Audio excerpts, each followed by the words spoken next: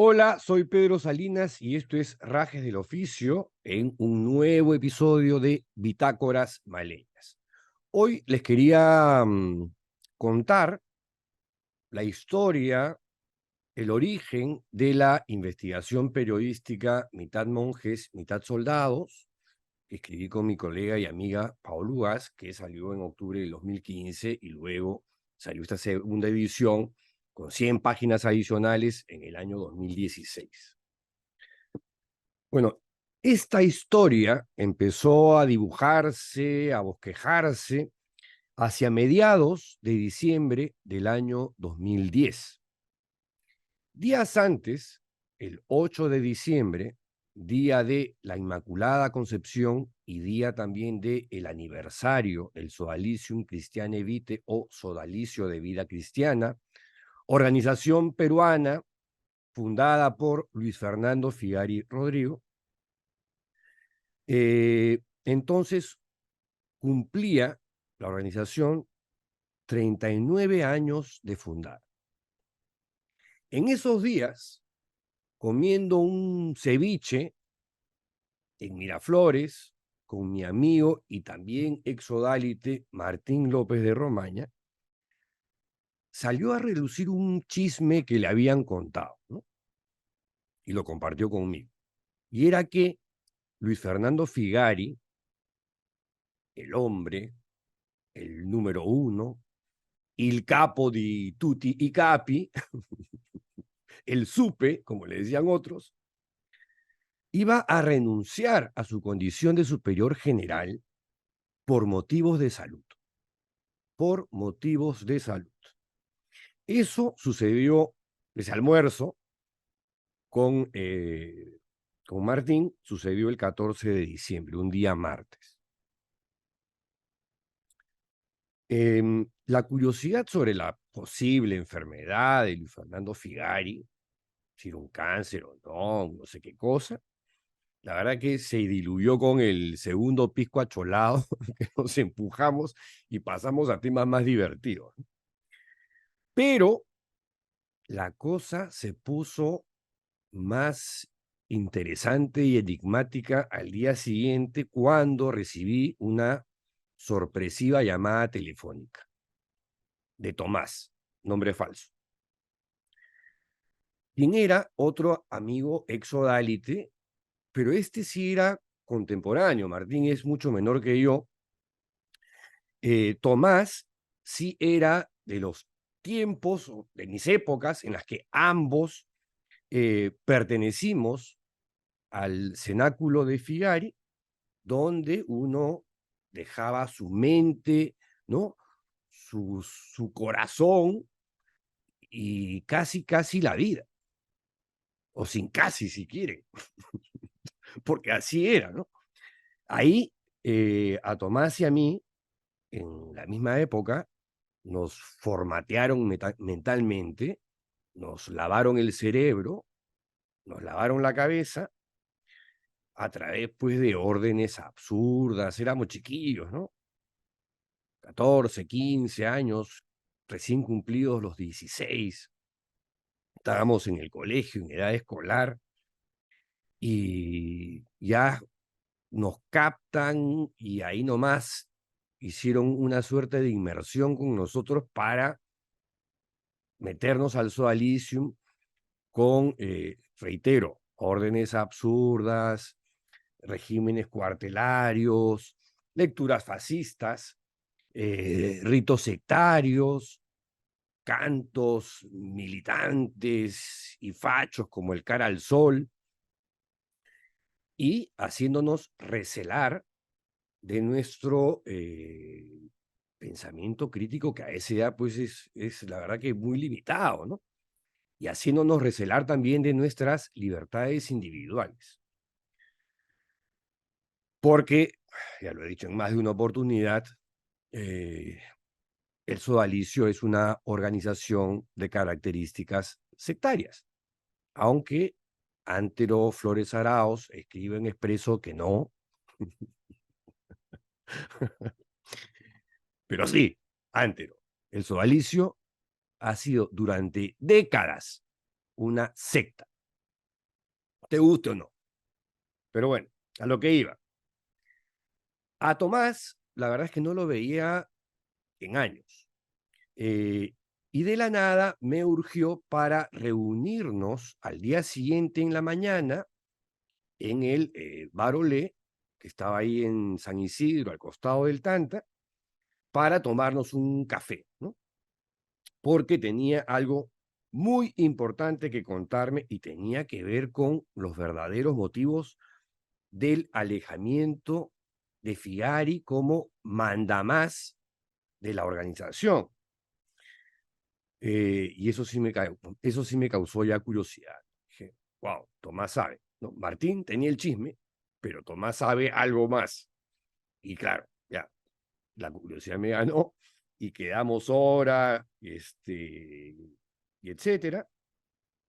Y este encuentro además está relatado con pelos y señales en el prefacio de Mitad Monjes, Mitad Soldados. El testimonio de Tomás, todo hay que decirlo, fue crucial. Con él empieza todo. Él es el que dispara, gatilla la investigación periodística. Él había sido, y me enteré esa mañana, víctima sexual de Germán Doig, el número 2 de a bordo, el discípulo amado de Figari, el mejor entre nosotros, el candidato a santo.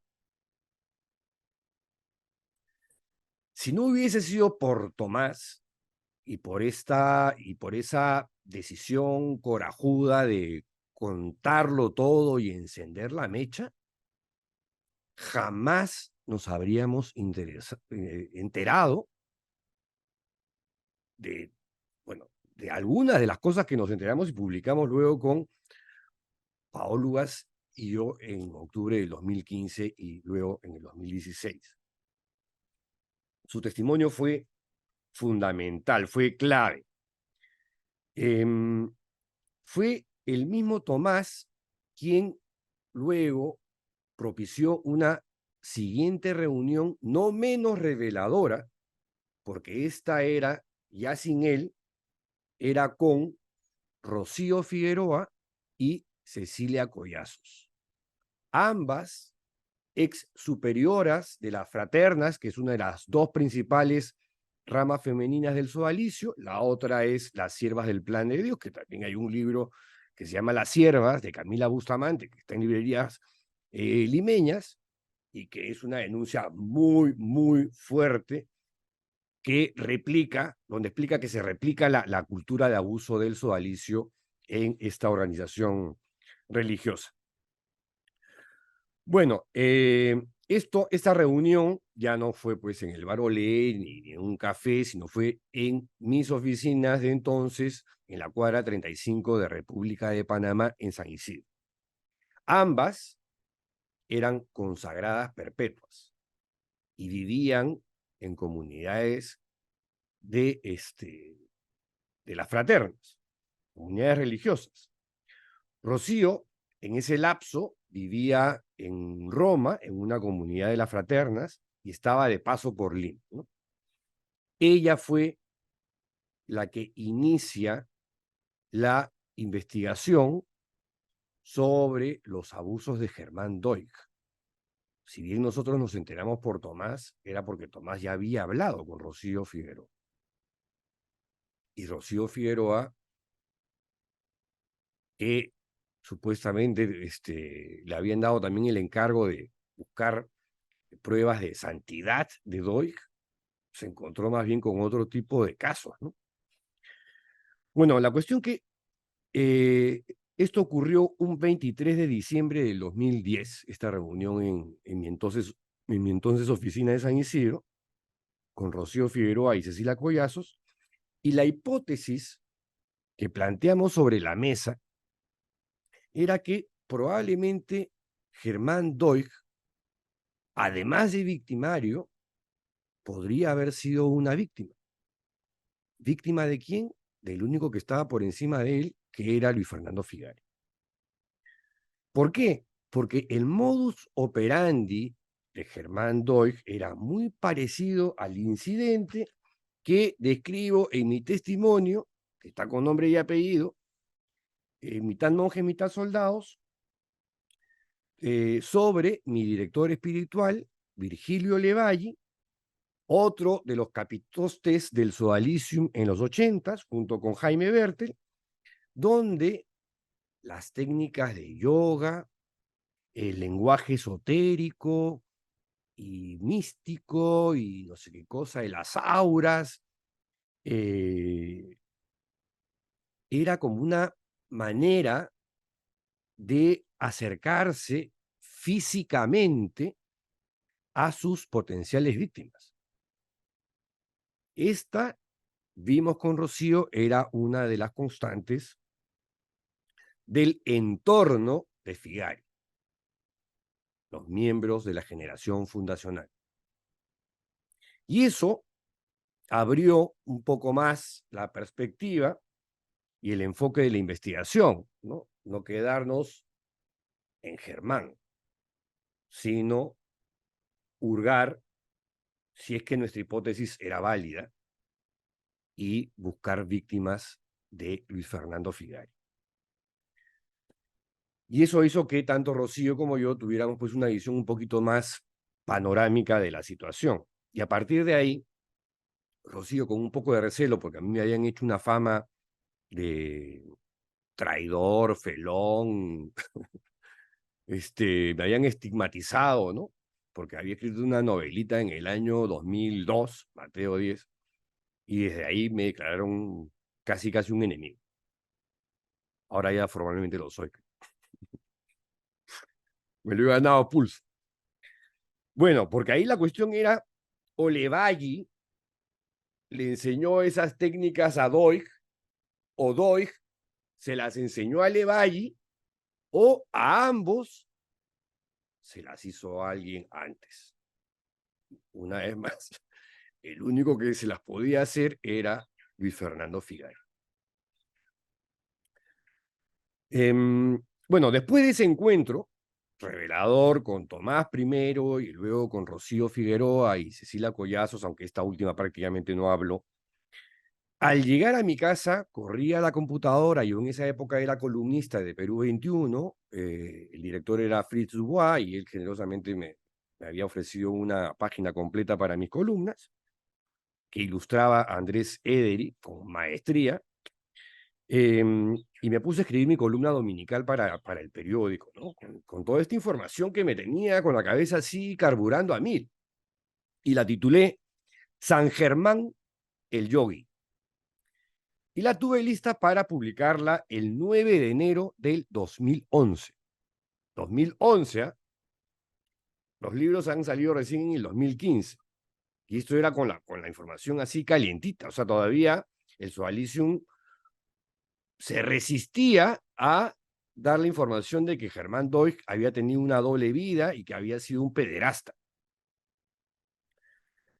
Entonces, bueno, y las 2 semanas previas, ya con la información de Tomás, me mandé con un par de columnas sobre Luis Fernando Figari, también en Perú 21, que suscitaron, por cierto, insultos histéricos, agresiones de todo calibre contra mí, ¿no? Que era lo esperable,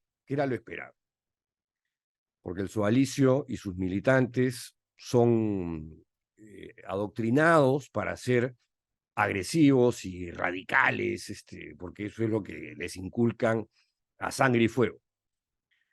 Y el texto decía más o menos así: a veces la gente es demasiado idiota, como yo. Confiamos, sobre todo cuando somos jóvenes, en personajes con aspecto de Boy Scouts que engatusan, se te presentan como referentes de vida, reemplazan figuras paternas y te hacen sentir comprendido, escuchado, acogido porque son tus amigos y así. Así hasta que tu confianza y tus necesidades adolescentes de pertenencia, significación y reconocimiento son ganadas del todo. Y luego A partir de esa credulidad otorgada, resulta que esas mismas personas te persuaden sobre lo que es mejor para ti, lo que debes pensar, lo que debes creer, sentir e incluso hacer, y terminas adoptando una pseudo identidad hasta convertirte en un zombie. Se trata, decía, de individuos que se sienten iluminados, dueños de la verdad, que poseen un narcisismo taimado y son fanáticos, intolerantes, inescrupulosos, líderes sectarios, que te quieren someter a sus designios. En mis tiempos odálites, por ejemplo, mi director espiritual, en alusión a Virgilio Levay, algo así como un gurú, padre y amigo y que sabía lo que era mejor para mí, me convenció en una ocasión de que me desvistiera y me quedara en calzoncillos. Esto era una sesión de dirección espiritual, porque decía que yo era muy tenso, pero que eso se resolvía en un tris con técnicas de yoga y con asanas y esas cosas. Y que no me preocupara porque él era como un maestro yogi y que patatín y patatán. Pero antes de ello, eso sí me dijo, hay que identificar las zonas de tensión. Y de pronto, ¿qué creen?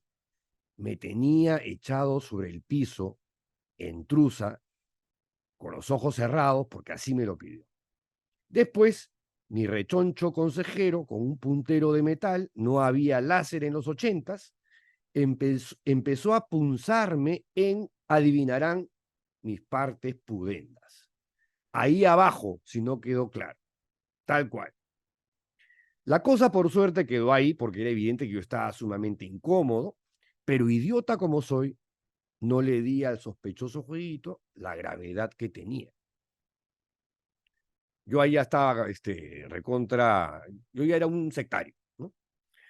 Ocurre que siempre toco madera cada vez que evoco la historia, porque ese mismo Buda de voz aflautada, que era como mi mentor y encima era una de las tres patas principales en la que descansaba el sodalicium de aquella época, muy arriba en el escalafón del poder, solamente por debajo de Luis Fernando Figari, el fundador, ese mismo Buda decía, se fue de la organización a los pocos años porque, con el viejo truco del yoga y métodos similares, abusó sexualmente de otros sodalites.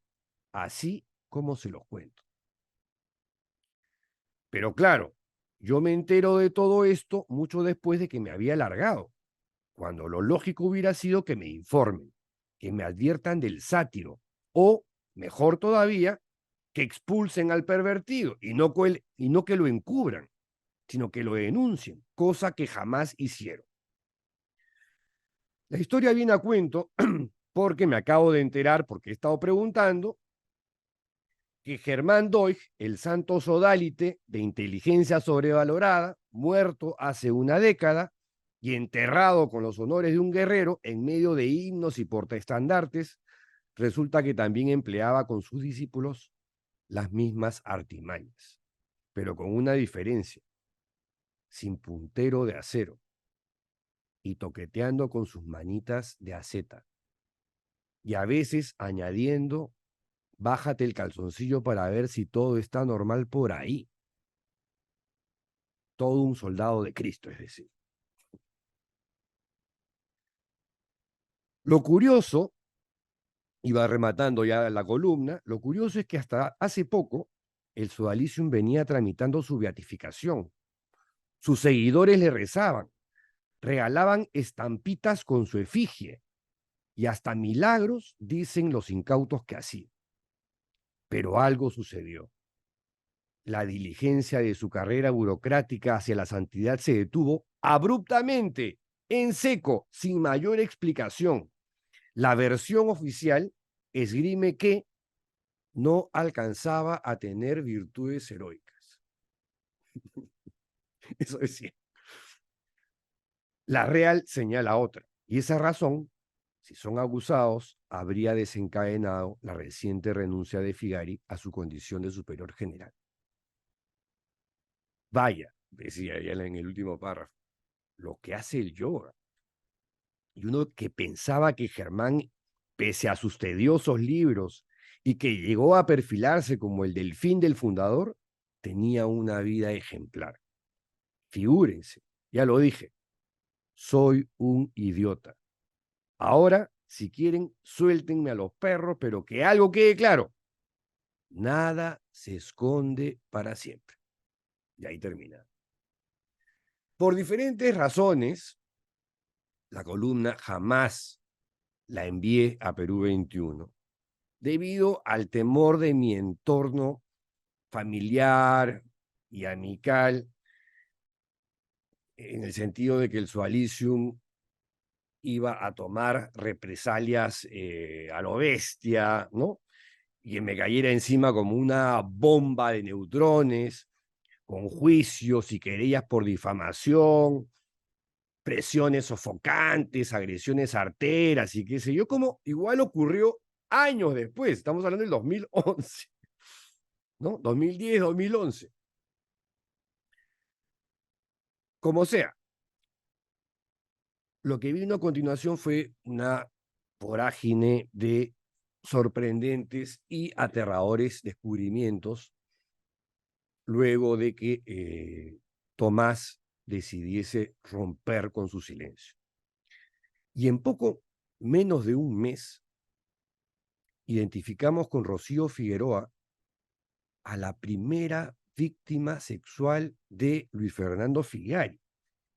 Y nos topamos además con una, con la primera víctima de Virgilio Levay. O sea, estamos hablando de el número 1, Figari, el número 2, Doig, y el número 3, Levay. ¿Coincidencia?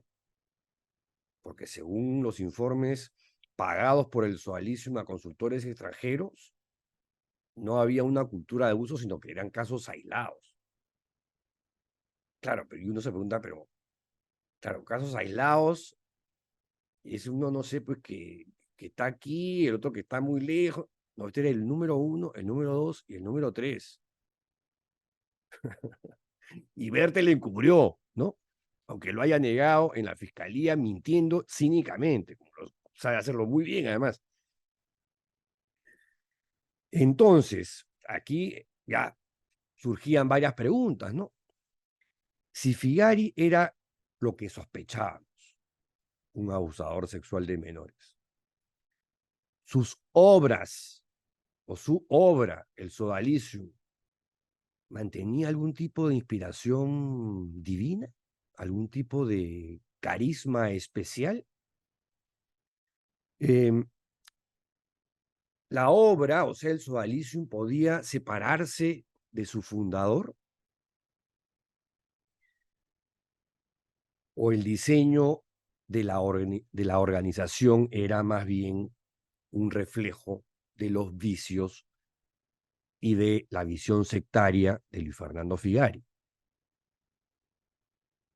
Otra pregunta que surgió con Rocío, ¿no? O sea, ¿puede un árbol malo dar frutos buenos? ¿Eran Doig y Levalli los únicos miembros del núcleo fundacional implicados en casos de abusos? Todas las preguntas creo que eran legítimas y nos hicimos más, porque las íbamos apuntando, ¿no? Bueno, cuando me di cuenta de que esto era ya algo que me sobrepasaba y era demasiado grande, entonces llamo a Paolo Lugas, ¿no? Y eso fue hacia mediados de enero, y nos reunimos un jueves 20 de enero en una juguería en Miraflores, por el Óvalo Gutiérrez. Y ahí le cuento de esta investigación, de este proyecto, que terminó absorbiéndonos como un agujero negro durante todos estos años. Una historia sin fin. Y ingenuo yo, le prometí a la pobre Pau que la investigación iba a durar entre 3 y máximo 4 meses, ¿no? Más o menos.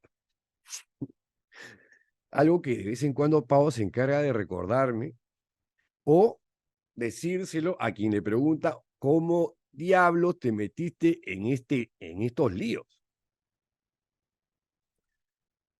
Bueno, lo cierto es que habíamos descubierto algo gigantesco, ¿no? Y claro, teníamos que documentarlo. ¿Por qué llamé a Paolo Gas y no a otra persona? Porque en ese momento Pau y yo no tenemos la relación que tenemos ahora, que somos como hermanos, ¿no?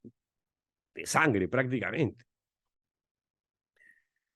La llamé porque la conocía de la APEP, la Asociación de Prensa Extranjera, que yo en ese momento era corresponsal de una agencia internacional.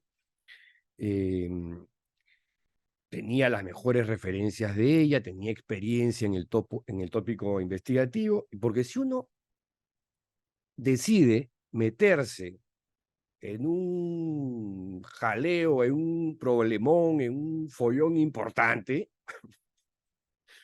lo mejor que se puede hacer es rodearse de la mejor gente para tirarse uno a la piscina, ¿no? Y por último, lo que terminó de convencerme de que estaba tomando la decisión correcta cuando convoqué a Pau, que terminó siendo lamentablemente y a pesar mío una víctima más del sodalicio de vida cristiana, fue que mientras yo le iba contando la historia, lo poquito que sabíamos en ese momento, que era, claro, era un montón, ¿no? Pero en ese momento, este, ¿cómo les explico? O sea, ese momento en el que yo le voy contando a Pau, Pau va abriendo los ojos y mientras que le iba contando la historia, percibí en ella la misma emoción que sentía yo, ¿no? Que era la emoción de estar frente a una noticia recontra adrenalínica, por llamarla de alguna forma, esas que, que te aceleran el pulso, ¿no? Y eso hizo que nos complementáramos recontra bien desde el principio, hubo una empatía natural.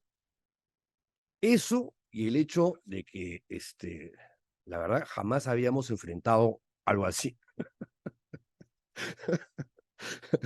O sea, no teníamos la menor idea de en qué nos estábamos metiendo, por Dios. Ahora, Pau no dudó, pero ni un segundo en embarcarse en esta aventura, que era una especie de exclusiva en marcha, por llamarlo de alguna forma. Bueno, así, así las cosas, una vez establecidas las hipótesis del trabajo, que al interior del Sodalicium imperaba una cultura de abuso, de secta, que involucraba a sus principales cabecillas en todo tipo de abusos, la consecuencia última era el abuso sexual, comenzamos a buscar exodálites hasta debajo de las piedras, porque así empezamos. Una semana después de este encuentro con Pau, un viernes por la mañana me reuní con un exodálite de la promoción 31 del Colegio Santa María, de la cual salió gran parte del núcleo fundacional, que es el grupo que junto con Figari creó las bases de esta organización fascista, sectaria y autoritaria. Esta persona, cuyo nombre no voy a revelar, 9 años antes, en el 2002, se había citado conmigo en el extinto Donofrio de Miguel Dazo, recuerdo, en San Isidro, para comentarme que Figari era un depredador sexual. Y no le creí, no le creí. Ahora, o en ese momento, estaba sentado 9 años después frente a él, y en primer término lo que hice fue pedirle perdón pedirle disculpas por no haberle dado crédito cuando me contó esta historia. Y dicho esto, entré en materia y le conté los hallazgos que hicimos con Rocío, el testimonio de Tomás que acusaba a Germán Doig y de la teoría que manteníamos con Rocío Figueroa de que Germán, además de victimario, podría haber sido víctima también de Luis Fernando Figari, ¿no? El ex Odálite me escuchaba con calma y, claro, me hacía preguntas, precisiones sobre las cosas que le contaba, y ya yendo al grano, le pedí, le rogué encarecidamente que me contactara con la víctima sexual de Luis Fernando Figari, que él me había dicho 9 años atrás que existía, yo no le creí, y ahora sí le creía, y que me interesaba sobremanera contar con su testimonio para la investigación que ya habíamos arrancado con Pau.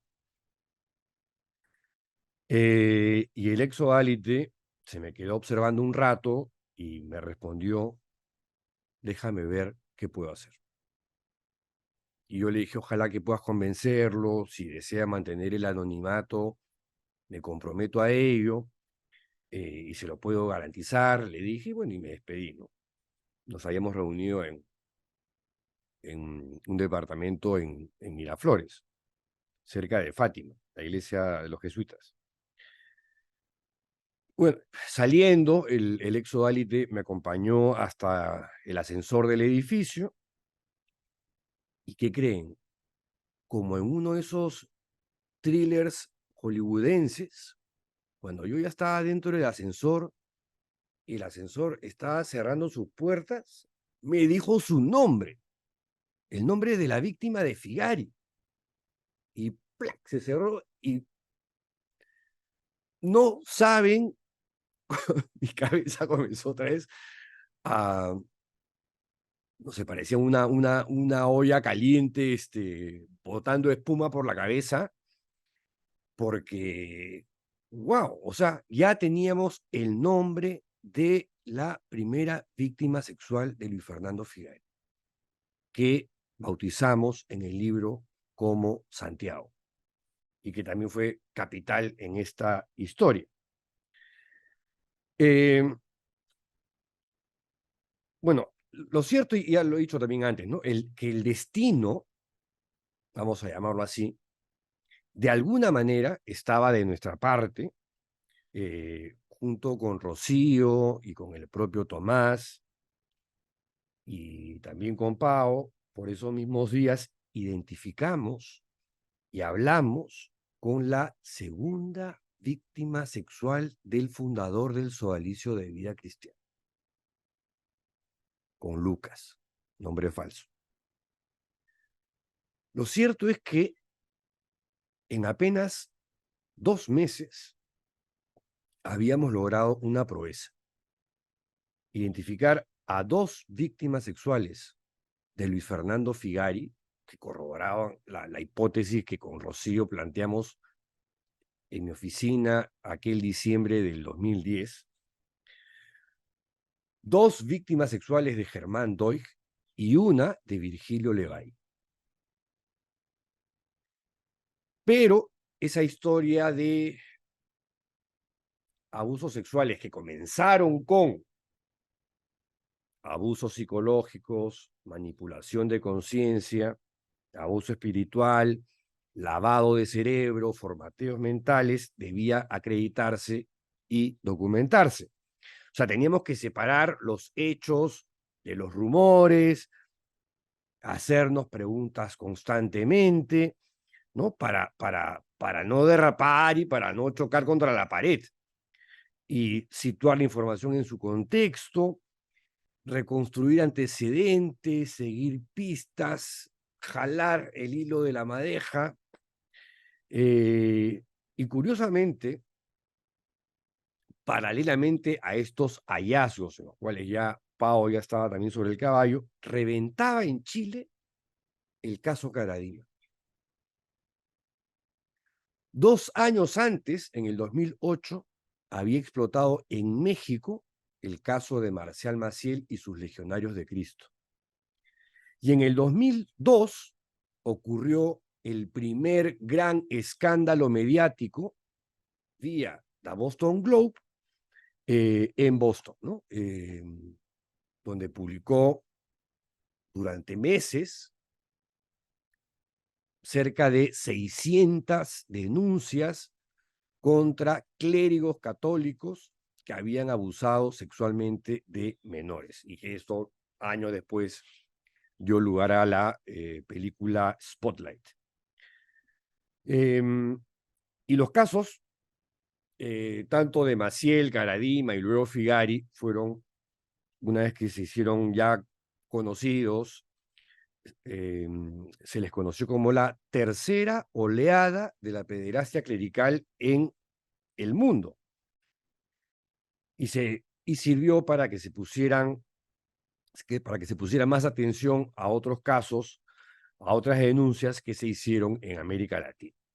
Pero volviendo a las pesquisas, rápidamente llegó también la parte pesada de la investigación, que era reconstruir la historia real del sodalicium y no la versión oficial que manejaba el sodalicium, que era una suerte de hagiografía, ¿no? Un cuento muy bonito, muy épico, muy heroico, hecha por Figari y sus áulicos, ¿no?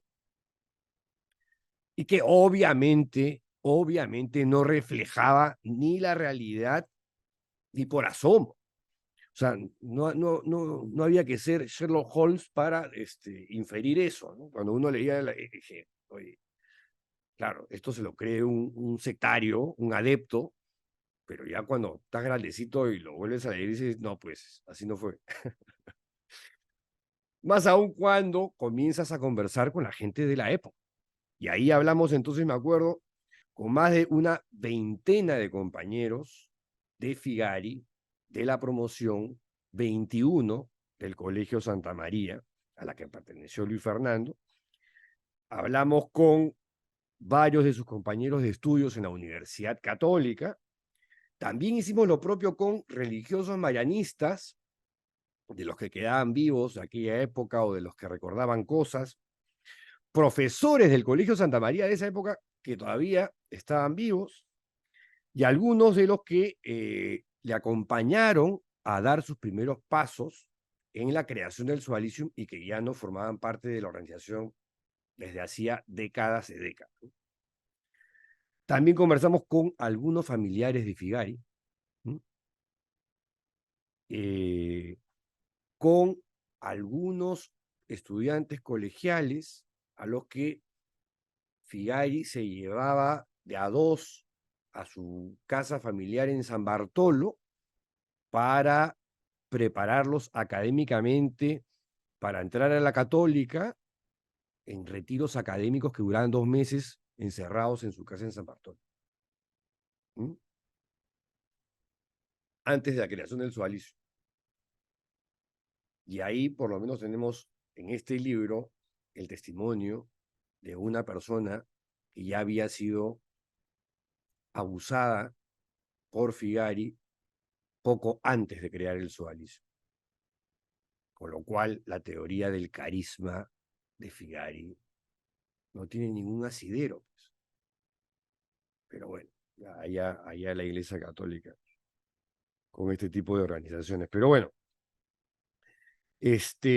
también hablamos con un pariente cercano de Germán Doig, que fue una conversación tensa, incómoda para las dos partes, ¿no? Porque Pau también estaba ahí, y del que nunca tuvimos respuesta, porque claramente no quería hablar, fue del sacerdote jesuita Armando Nieto Vélez, un destacado historiador que era del Instituto Río Agüero, pero también fue uno de los promotores más entusiastas del sodalicio. Cuando el sodalicio no tenía curas, siempre estaban ahí Harold Griffiths y Armando Nieto. Fueron los dos grandes promotores del sodalicio de vida cristiana. Y yo a Armando lo llamé reiteradas veces, ¿no? O sea, porque además en el sodalicio era una persona que todo el mundo apreciaba porque era un tipo de muy buenas maneras, ilustrado. Y miren, esas cosas de la vida, porque Lima es un pañuelo, ya lo he dicho. Armando Nieto me casó en la pequeña capilla Chaminat o Chaminat de mi colegio, el María Reina, en agosto de 1993. Bueno, lo llamé incontables veces con una tenacidad y una insistencia, pero nada.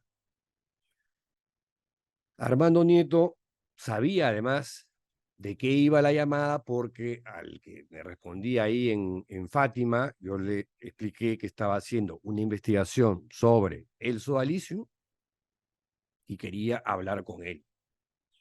Y que para mí era importantísima esa reunión con él. Entonces, nada, fue raro porque hasta antes de eso, Armando Nieto solía responderme las llamadas inmediatamente. Pero ya cuando me acerqué como periodista, simplemente no quiso saber nada de mí.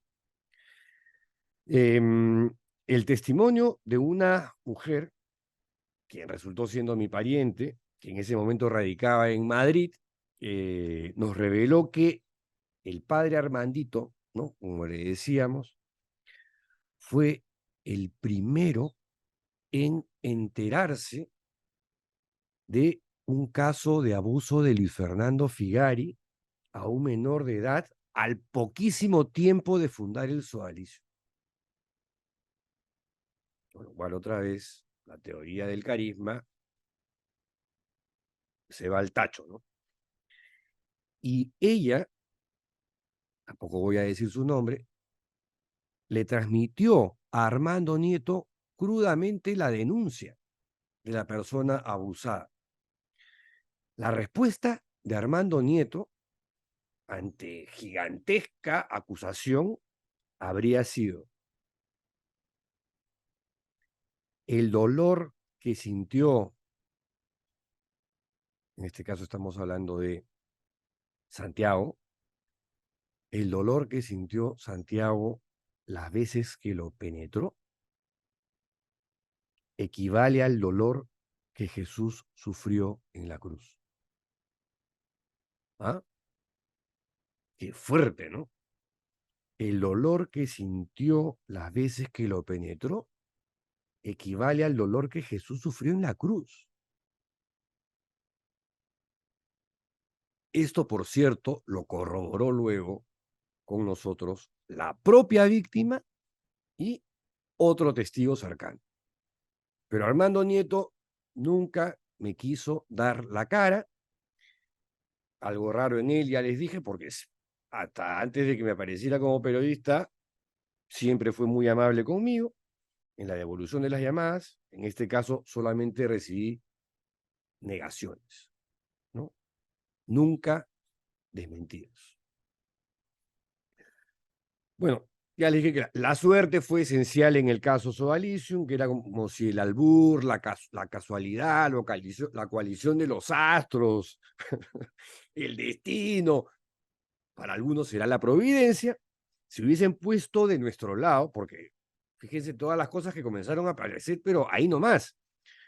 Y nos comenzaron a echar pues migajas como a Hansel y Gretel, y Pau y yo, ni cortos ni perezosos, comenzamos a seguir las huellas que nos iban dejando. Y ya para terminar, solamente ya la anécdota final, digamos, de estos primeros meses donde surge o emerge la investigación mitad monjes, mitad soldados. A través de un reconocido abogado limeño y amigo mío, el Gordo, cuyo nombre tampoco voy a decir, quien, todo hay que decirlo, se convirtió en un generoso e importante aliado, muy valioso, porque a través de él conseguimos varias cosas, ¿no? Por ejemplo, que un notario se movilice hasta sus oficinas, porque muchas de las víctimas sexuales no vivían en el Perú, vivían fuera del país. Y había que aprovechar el tránsito de una de ellas por Lima para que firme un documento. Esto ocurrió durante el primer trimestre del año 2011, donde había que notarializar el testimonio de una de las víctimas, que luego sería entregado este testimonio a las oficinas del Tribunal Eclesiástico en el Jirón Chancay, en el centro de Lima. Bueno, y con el gordo sucedieron varias cosas que parecían salidas de una novela de Mario Puzo. Alucinante. Un día me escribe: compadre, creo que te tienen chuponeado. He recibido una misteriosa llamada de Javier pidiéndome una cita porque me quiere contratar como abogado. Como ya estoy viejo para esto, me echo el cojudo y le he dicho que estoy en Madras comiéndome un curry, lo que es estrictamente cierto. Y le pedí que me llame después del 21 de febrero, que ya estaré en Lima. Esta llamada, como decían los rojos de mi tiempo, no es casual, compañero. Nunca en su puta vida me iba a llamar este cura. Además, Tito, no Javier, Tito, me mandó un email diciendo que también me llamaría. ¿Por qué me llaman? Porque saben que hemos estado en contacto. Ojo con eso. Abrazos. Bueno, Javier y Tito eran dos curas del sodalicio en actividad. Y un dato no menos importante, ambos eran muy próximos, muy cercanos a Luis Fernando Figay. Otro día el gordo me llama de improviso, me interrumpe una reunión. Adivina con quién acabo de colgar. No, así como que juega el acertijo. Y dije, oye, no, pues ni idea, ¿con quién? Con Tito, me dice. Tito, reitero, ¿no? Todavía sigue ahí, un sacerdote sodalite de los afeminados en el sodalicio, o delicaditos, que en esos momentos vivía en Brasil. Había sido mi superior en la comunidad Nuestra Señora de Chapi, en Arequipa, y era amigo del gordo, porque habían estudiado en el mismo colegio, y cuando el gordo se casó, Tito fue el que bendijo su matrimonio. Bueno, y ahí dije, bueno, ¿y qué te pidió? Y el gordo me responde: quieren parar tu libro, no quieren que salga. Y le digo, ¿y qué le dijiste?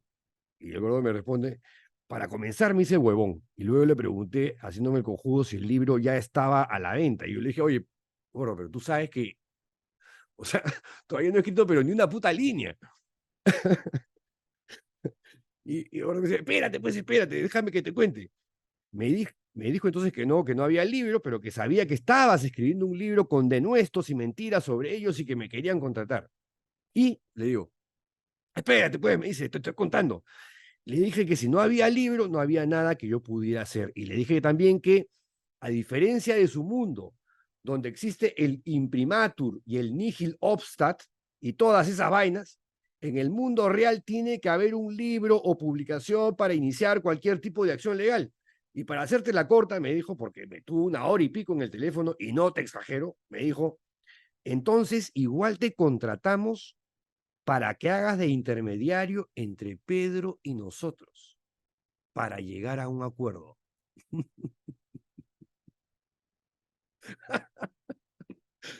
¿Qué tal? Yo le dije, ¿en serio? Me dice, me quería contratar como facilitador para comprarte el libro, una cosa de loco. Yo estaba absorto al otro lado de, de la línea. ¿Y qué le dijiste? Y le dije una cosa muy sencilla, hermano. Y no sé cómo lo habrá tomado. Creo que no muy bien, que se joda. pero le pregunté, ¿qué te hace pensar que entre Pedro Salinas y ustedes, yo voy a tomar partido por ustedes? Así se lo dije, ¿eh? Este cojudo cree que porque somos patas, hemos estudiado juntos y porque me casó, voy a dejar de lado mis principios liberales. Pero a lo que iba es a lo siguiente, ya están enterados de tu investigación, dijo el gordo. Así que ten mucho cuidado con lo que hablas por teléfono, con tus correos, cambia de rutas, porque estos son como la mafia, capaces de cualquier cosa. En fin, era eso. No bajes la guardia y cualquier cosa ya sabes, aquí me tienes a tu disposición. Abrazo. Gracias, gordo. Colgué, llamé a Pau para contarle al toque y fue la primera vez, debo reconocer, que me puse paranoico con la investigación, ¿no? Ya lo sabía. ¿Cómo mi chica se habían enterado?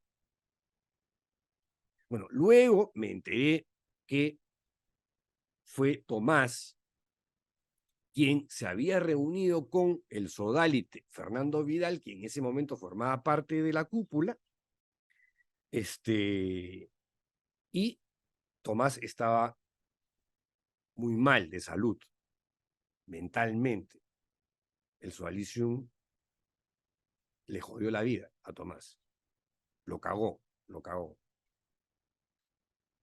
Y necesitaba medicamentos y acudió a Fernando Vidal para contarle. Y ahí le suelta que Vidal estaba en tratativas con Tomás porque había saltado lo de Germán Doig, que él era víctima sexual de Germán Doig.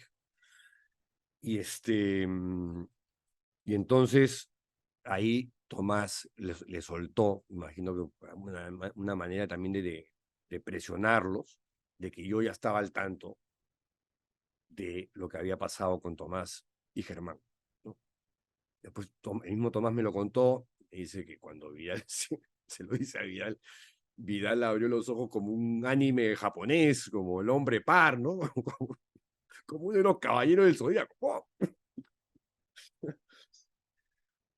Y por lo demás, cuando filtramos con Pau las denuncias sobre la doble vida de Germán Doig, el santo sodálite, fallecido en el 2001, en el diario que dirigía entonces Juan Carlos Tafur, iniciándose el 2011, adivinaron que fuimos nosotros los que habíamos filtrado esa información. Tan es así que sabían que ya la teníamos y entonces comenzaron ya el argumento de que Germán ya no va a ser santo porque miren, en realidad no ha alcanzado las virtudes heroicas, que era un eufemismo para disfrazar que el tipo era un pederasta serial. Ya tomaron una estrategia, digamos, más de enfrentar la situación e informar ellos antes de que los sodálites y la familia sodálites se entere por la prensa, que ya tenía la información, en este caso eran el diario de Tafur, Cambio 16 en ese momento, y la revista Caretas. Entonces, aguantaron lo más que pudieron con Cambio 16 y con Caretas, y en el ínterin, en el interregno, ya informan hacia adentro, hacia el interior, las verdaderas razones, sin dar detalles de la doble vida sexual de Doig, ¿no?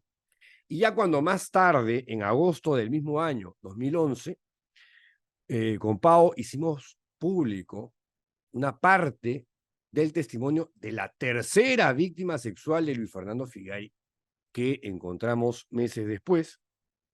Ya ahí la guerra contra nosotros ya estaba declarada, ¿no?